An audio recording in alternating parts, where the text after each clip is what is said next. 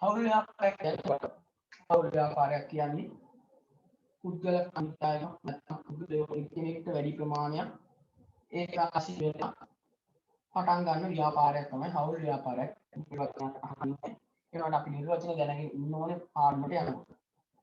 හවුල් ව්‍යාපාරයක් ආරම්භ කරන්නේ ලාභ ලැබීම පරමාර්ථයෙන් විතරයි. නැත්නම් ලාභයක් අපේක්ෂාවෙන් ආරම්භ කරන ව්‍යාපාරයක් තමයි හවුල් ව්‍යාපාරයක් කියලා කියන්නේ. ඒකට පළවෙනිම ගතියක් අපිට හම්බ වෙනවා 1890 හවුල් සම්බන්ධයෙන් පවත්න 50 ටික අපිට ඒකේ හම්බ වෙනවා. අපිට හවුල් ව්‍යාපාරයක මූලික ලක්ෂණ වගේ හම්බලා තියෙනවා. ලාභ ලැබීම අදහසක් තියෙනවා. ඔව්. මම මුලින්ම කිව්වා මේ ව්‍යාපාරයේ ලාභ ලැබීම අදහසක් තමයි. පොදු පරමාර්ථ කටයුතු කිරීම. පොදුවේ කටයුතු. මේ දෙන්නගේම අදහස් පොදුවේ තමයි මේ ව්‍යාපාරය නිර්මාණය වෙන්නේ. ව්‍යාපාරයක් පැවැත්ම ඔව්. යම් සේවාවක් හෝ භාණ්ඩ ව්‍යාපාරයක් මේ පුද්ගලයන් අතර පවත්නා සම්බන්ධතාවය. මම ඒක පටන් මේ දෙන්නගේ අතර තියෙන සම්බන්ධතාවය නිසා තමයි ව්‍යාපාරය කිව්ලා තියෙන්නේ. ඒකත් එක්ක අපි යනවා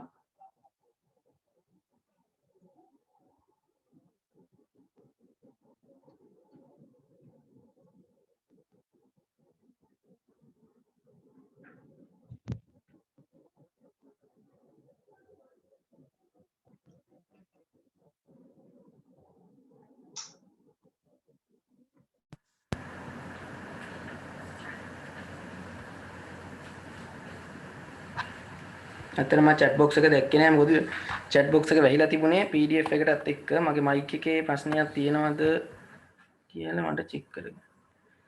මම දැන් හොඳට ඇහෙනවා.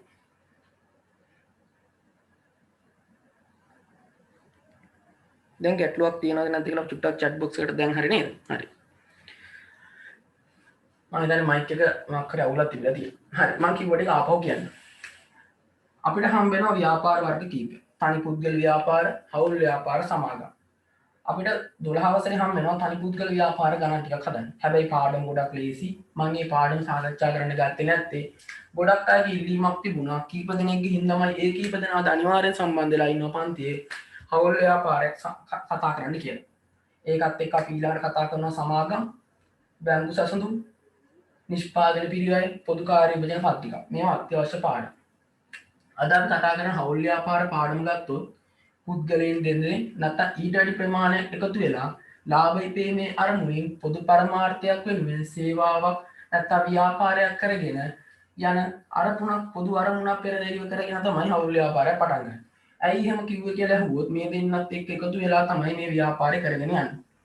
මේ ව්‍යාපාරය කරගෙන යනකොට සේවා සපයන ව්‍යාපාරයක් වෙන්න පුළුවන්, භාණ්ඩ සපයන ව්‍යාපාරයක් වෙන්න පුළුවන්. අපිට මේ වගේ නිර්වචනයක්වත් පොදු අරමුණක්වත් විභාගයකදී හවුල් ව්‍යාපාර ගාන ඇතුලේ අහන්නේ නැහැ. හවුල් ව්‍යාපාර ගාන ඇතුලේ ලකුණු 20කට සම්පූර්ණ ගානක් නිර්මාණය වෙන්න පුළුවන්. නැත්නම් මේකත් එක්ක බැංකු සසුරුම ඒ වගේ ආශ්‍රිත ගාන නිර්මාණය වෙන්න පුළුවන්. බොහෝ දුරට තනි ගානක් විදිහට නිර්මාණය වීමේ හැකියාවක් තාමත් තියෙනවා. අවුරුදු ගානක් තිස්සේ ඒ වගේ නිර්මාණය වුණා. ඒකත් එක්ක ගත්තම අපිට හම්බෙන අපේ නෝට් එකේ තියෙනවා හවුල් ව්‍යාපාරයක් සහ හවුල් ගිවිසුමක් නැත්නම් හවුල් ව්‍යවස්ථාව හවුල් ව්‍යවස්ථාවලිය. හවුල් ව්‍යවස්ථාවක් නැත්නම් අපිට අනිවාර්යෙන් හවුලක් කරගෙන යනකොට මොකක් හරි පොදු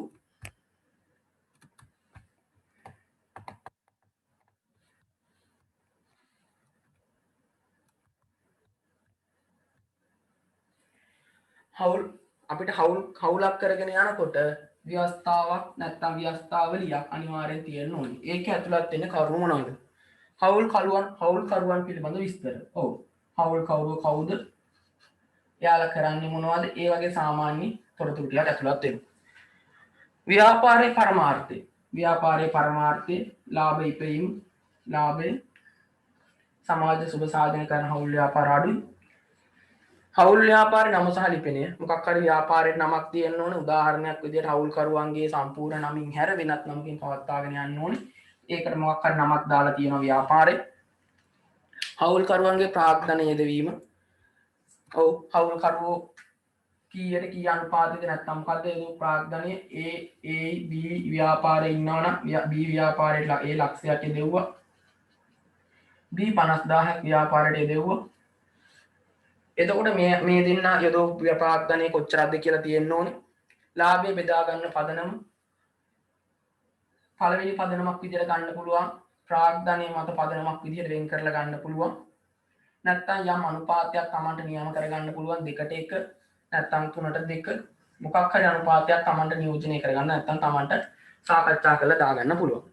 වැටු හදීම නම් මේ දෙන්නගෙන් දෙන්නම ව්‍යාපාරේ වැඩ කරනවා නම් මේ ව්‍යාපාරේ දෙන්නම වැඩ කරනවා නම් දෙන්නටම සම්බන්ධ වෙන්න පුළුවන් යම් මුදලක් වැටුපක් ලෙස අරගෙන මෙයා විතරක් ව්‍යාපාර සම්බන්ධ වෙන එයාට වැටුපක් ඉල්ල ගැනීම හැකියාවක් තියෙනවා. හවුල්කරුවන් බඳවා ගැනීම විශ්‍රාම යාම මරණයට පත්වීම ආදී අවස්ථාවල කටයුතු කරන ආකාරය මේ ව්‍යාපාරය දෙන්නෙක් පවත්වාගෙන යන්නේ මේ එක්කෙනෙක් මිය ගියාම කොහොමද ව්‍යාපාරය කරගෙන යන්නේ දිගටම කරගෙන යනවද තව හවුල්කරුවෙක් ඒ වෙනුවට බඳව ගන්නවද කීර්ති නාමය කොහොමද ගලපන්නේ මේ වචන ඔක්කොම ඉස්සරහට හම්බ වෙන වචන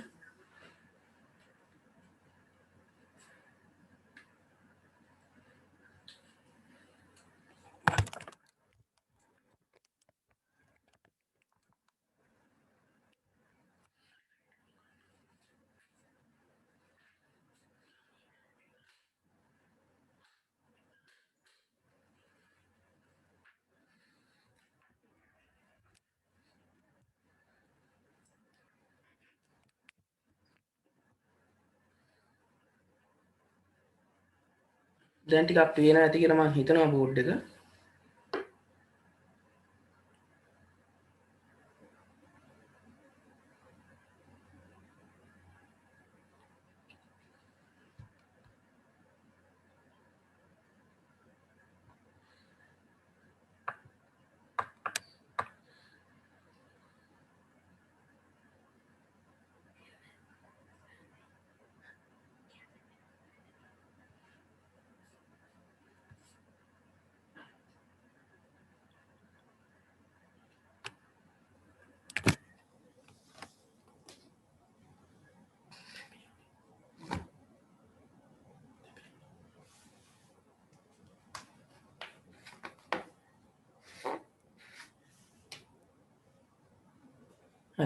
කෙනෙක් දාලා තිබ්බ මැසේජ් එක බෝඩ් එක පේන්නේ නැහැ කියලා මමත් ඒක බැලුවේ නැහැ අතන බෝඩ් එක පේනවද කියලා මේ හරි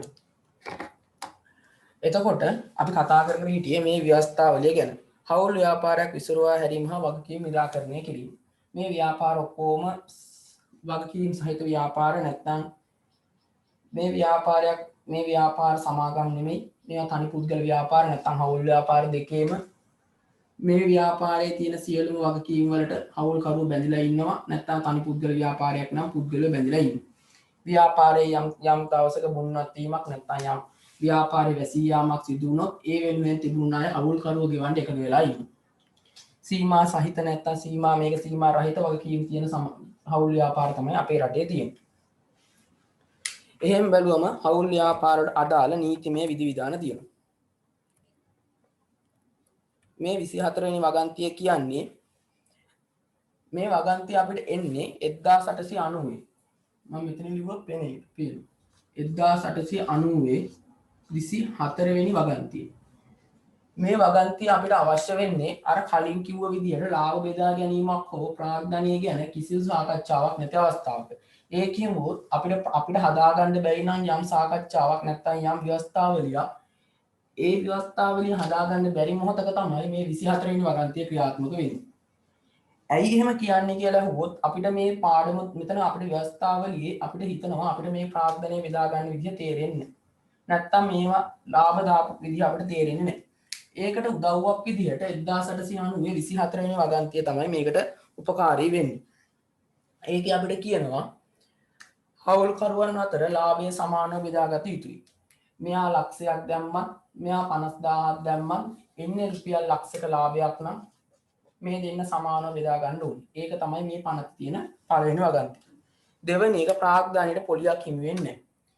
මේකට ප්‍රාග්ධනයට පොලියක් හිමි වෙන්නේ නැහැ කියලා මේ වගන්ති වල කියනවා. අපි හදාගන්න ව්‍යවස්ථාවලියේ අපිට පොලියක් දාගැනීමේ හැකියාවක් තියෙනවා.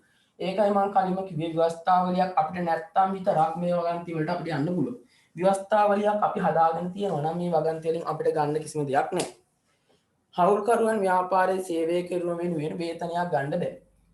ඒකත් අර වගේම තමයි ව්‍යාපාරයේ මේක කියනවා වේතනයක් ගන්න බෑ කියලා අපි හදාගන්න ව්‍යවස්ථාවලියට අපේ කැමැත්ත පරිදි නැත්නම් රුචිකත්වයේ මත දාගැනීමේ හැකියාවක් තියෙනවා.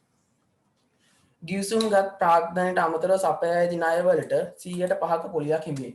ඔව් මේ හවුල්කරුවා ඉන්න හවුල්කරුවා මේ ව්‍යාපාරයට ලක්ෂ 10ක නැත්නම් ලක්ෂයක ණයක් දෙනවා. ඒ ණයට 100%ක පොලියක් ගැනීමේ හැකියාවක් තියෙනවා. මේකත් අපේ ව්‍යවස්ථාවලිය අපිට දාගන්න පුළුවන් 100%, 10, 8 නැත්නම් 102 අපි කැමති ගාණක් දාගන්න පුළුවන්. හැබැයි ව්‍යාපාරයේ ව්‍යවස්ථාවලියක් නැත්නම් මේ පනතට යන්න වෙනවා. ඒක තමයි මේක කියන්නේ. මම මූලික ටික ඉක්මනට කතා කරේ. මේක තියරි කොටසක් ගොඩක් තියෙන හින්දා තියරි කොටස් වල ගත යුතු දෙයක් ලොකුවට නැති නිසා තමයි.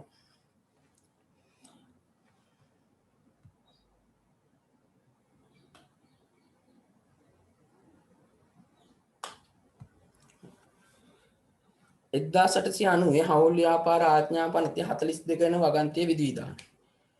මේ 1890 පනතේ 24 තියෙනවා, 42 තියෙනවා සහ 44 කියන වගන්ති අපිට තියෙනවා.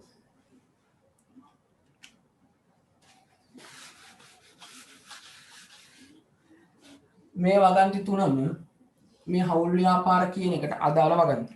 42 කියනවා විශ්‍රාම යන හවුල්කරුවෙකුට ගෙවිය යුතු මුදල ව්‍යාපාරයේ ණය මුදලක් ලෙස රඳවා ගන්නේ නම් 100%ක පොලියක්. ඒක අපි උදාහරණයක් විදිහට ගත්තොත් අපිට ඉන්නවා A කියලා හවුල්කරුවෙක්. මේ හවුල් ව්‍යාපාරයේ A B C කියන පටන් ගත්ත ව්‍යාපාරය. මේ ව්‍යාපාරය. ඒ ව්‍යාපාරයේ ඉන්න හවුල්කරුවා විශ්‍රාම යනවා. මෙයා එළියට යනවා. මට ව්‍යාපාරයට යන්න විශ්‍රාම යනවා. ඒ යනකොට මෙයා යොදපු ප්‍රාග්ධනයේ තියෙනවා රුපියල් ලක්ෂයක්. මෙයාගේ ඒ අවුරුද්දේ ලාභ ගැලපිලි සියල්ල කීර්තිනාම ගැලපිලි කරාට පස්සේ මෙයාට එනවා ලක්ෂ 2ක්. මේ ලක්ෂ 2ම මෙයා අන්තිමට මෙයාට ව්‍යාපාරයේ ඉවත් වෙද්දී මෙයාට ලබා දෙන්න ඕන මුදලක්. හැබැයි මේ වෙලාවේ මේ ව්‍යාපාරයේ මේ ලක්ෂ 2ක් ලබා දුන්නොත් මේ ව්‍යාපාරය බංකොලොත් වෙනවා. නැත්නම් ව්‍යාපාරය කරගෙන යන්න බෑ. ඒ හින්දා මෙයා කියනවා මේ ලක්ෂ 2 තියාගෙන මට 100%ක පොලියක් දෙන්න. ඒකත් ව්‍යාපාරයේ මත පදනම අනුව වෙනස් කරගන්න පුළුවන්. අපි ව්‍යවස්ථාවල අපි හදන අවස්ථාවක අපිට දාගන්න පුළුවන් යම් පොලි ප්‍රතිශතයක්. එහෙම නැත්නම් තමයි අපි අර වගේ පොලි ප්‍රතිශතයකට යන්නේ.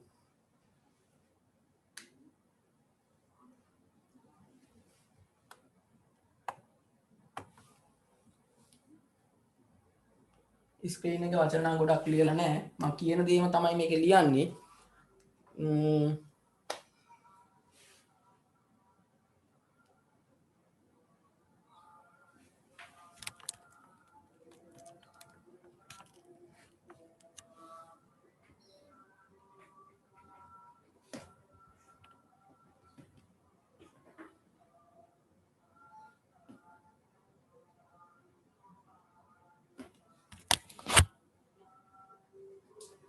හරි. 44 වෙනි වගන්තිය කියන්නේ හවුල් ව්‍යාපාරයක් විසිරුවා හැරීමේදී කළ යුතු ආකාරය. ඒ කියන්නේ මේ හවුල් ව්‍යාපාරේ කවදා හරි වහන වෙලාවක තියෙන ණය කොහොමද ගෙවන්නේ? ඒ වගේ දේවල්. ඒ පනත ගැන අපිට ගණන් වලදී ගැටලුවක් නිර්මාණය වුණත් අපි ඒ පනත එතනට හවුල් කර ගැනීම අඩුයි. ගොඩක් වෙලාට ගානේ තොරතුරු දීලා තියෙන හින්දා.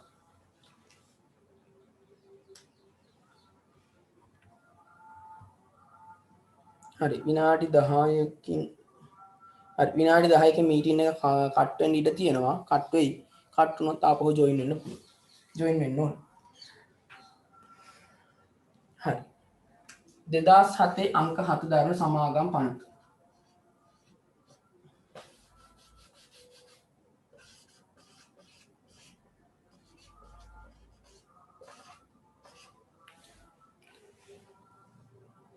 දෙදස් හතේ අංක 7 දරන සමාගම් පනත. මේ සමාගම් පනත කියන්නේ හවුල්කරුවන් 20කට වඩා මේ ව්‍යාපාරයේ 20කට සීමා විය යුතුයි කියලා. එවෙන්ම පනතින් බැංකු හවුල් ඇරබීම තහනම් කරලා ඇත. ඒ කියන්නේ මෙතන මේක 20කට සීමා වෙලා තියෙනවා. ඒ කියන්නේ මේ 21ක් කරන්න බෑ. සහ බැංකු කටයුත්තක් සඳහා නැත්නම් මූල්‍ය ගනුදෙනු සඳහා මූල්‍ය ආයතනයක් විදිහට හවුල් ව්‍යාපාරයක් පටන් ගන්න බෑ. උදාහරණයක් විදිහට කාලයක් පටන් අරන් තිබ්බ සක්විති රණසිංහ කියලා පුද්ගලයෙක් දෙන්නෙක් විතර එකතු වෙලා සමාගමක් නෙමෙයි හවුල් ව්‍යාපාරය. ඒක හින්දා එතන හවුල් ව්‍යාපාරය වෙහිලා ගියා. එතන කරෙත් සංකර මූල්‍ය ගනුදෙනුවක් තමයි. මූල්‍ය ගනුදෙනුවක් කිරීම සම්පූර්ණයෙන්ම තහනම්.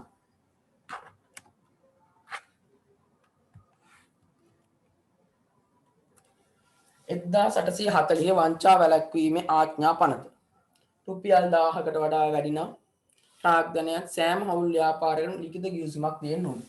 මේ පනත් හදලා තියෙන්නේ 1840. ඒකයි මේ රුපියල් 1000ක් කියලා කියන්නේ. ඇත්තටම දැන් රුපියල් 1000ක හවුල් ව්‍යාපාරයක් පටන් ගන්න බෑ. ඒක ප්‍රායෝගික අගයක් නොවුණත් මේ රුපියල් 1000කට වඩා ව්‍යාපාරයක් 1000කට වඩා ප්‍රාග්ධනයක් උදලා ව්‍යාපාරයක් ආරම්භ කරනවා නම් යොදලා ව්‍යාපාරයක් ආරම්භ කරනවා නම් හවුල් ව්‍යාපාරේ අනිවාර්යයෙන්ම ලිඛිත ගිවිසුමක් තියෙන්න ඕනේ. අපිට හවුල් ව්‍යාපාරයක පවත්වාගෙන යන්න පුළුවන් ගිවිසුම් තියෙනවා. ලිඛිත ගිවිසුමක්, වාර්ෂික ගිවිසුමක්, ව්‍යංගේ ඒ වගේ ගිවිසුම් වර්ග කිහිපයක් තිබුණත් පටන් ගන්න ඕනේ 1000 ඉක්මවලා නම් අනිවාර්යයෙන්ම ලිඛිත ගිවිසුමකි. ව්‍යාපාරයේ අයිතිකරුවන්ගේ නම් වලින් හැර වෙනත් නමකින් ව්‍යාපාරය පවත්වාගෙන යනවා නම් ලියාපදිංචි කිරීම අනිවාර්යයි. ඒ කියන්නේ ව්‍යාපාරය පටන් ගන්නේ අපි හිතමු කමල් පෙරේරා. නැත්තම් කමල් පෙරේරායි නිමල් පෙරේරායි කියලා පටන් ගන්නවා. හැබැයි මේ ව්‍යාපාරය කමල් පෙරේරා සහ නිමල් පෙරේරා හවුල් ව්‍යාපාරය කියලා අපිට බෝඩ් එක ගහන්න බෑ. නැත්තම් එහෙම ව්‍යාපාරයක් කරගෙන යන්න බෑ. ඒ හින්දා මෙයාලා දානවා SV හවුල් ව්‍යාපාරය කියලා.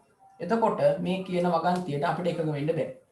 හවුල් කරුවන්ගේ සම්පූර්ණ නමින් හැර වෙනත් නමකින් අපි පවත්වාගෙන යන්නේ SV කියලා. එහෙනම් මේක ලියාපදිංචිය අනිවාර්යයි.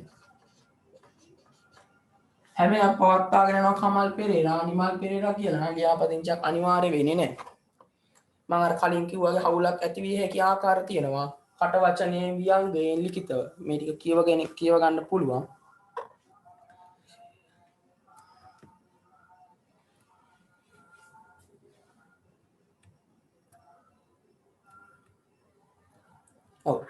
අපිට හිතන මේ හිස් කොටුවක් දීලා තියෙනවා හවුල් ව්‍යාපාරයක විශේෂ ගනුදෙනු.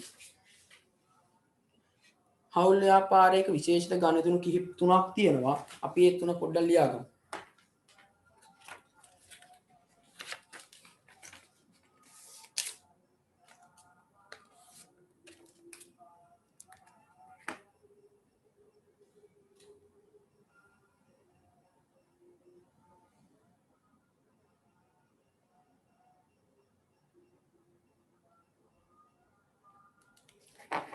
හවුල් අපි ලියාගමු. මොකද ටියුට් එක print කරගත්තට පස්සේ ඔයාලට ඒක එතන ලියා ගන්න පුළුවන්. නැත්නම් ආපහු ඕක අපිට දෙන්න අමතක වෙනවා සහ ඒක දෙන්න බැරි වෙනවා.